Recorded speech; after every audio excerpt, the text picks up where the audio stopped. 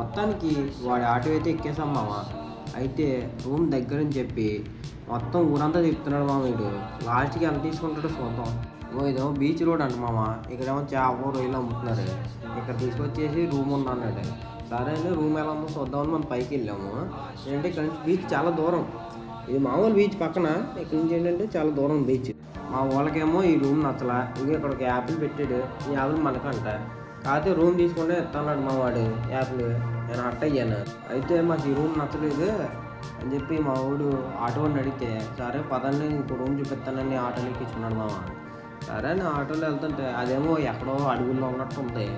ఇక్కడ తొక్కలో చెట్లు తప్పితే ఇంకేం లేవు. ఏదో ఒక బిల్డింగ్ ఉంది. సరే అని లోపల రూమ్ ఏమన్నా చూద్దామని వెళ్ళాం మామ. బయటేమో ఎండలు మండిపోతున్నాయి. సరే అని ఇక్కడ చూస్తే 2 రూములు ఉన్నాయి. ఆ 2 రూములు కూడా రెంట్ ఎక్కువ చెప్పేశాడు. మా వాళ్ళు నచ్చక చెరకు సెంటర్లు దింపేస్తే 300 దొబ్బేడాడు. సరే నడుచుకుంటూ వెళ్తే బస్సు వచ్చింది మామ. పరిగెత్తుకొని బస్సు ఎక్కేసాం. బస్సు ఎక్కగానే ఉంది మామ, అసలు ఎంత కూలింగో. ఏసీ బస్సు మామ.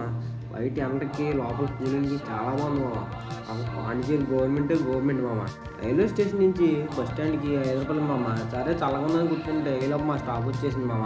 ఇక్కడ బైక్స్ రెంట్కి తీసుకోవాలి మామ. సరే అని బస్ స్టాండ్ దిగి బైక్స్ రెంట్ తీసుకున్న ప్లేస్కి నడుచుకొని వెళ్ళాలి. మళ్ళీ ఎండలోకి వచ్చేసాం. ఏంటో మాకు తిప్పలు.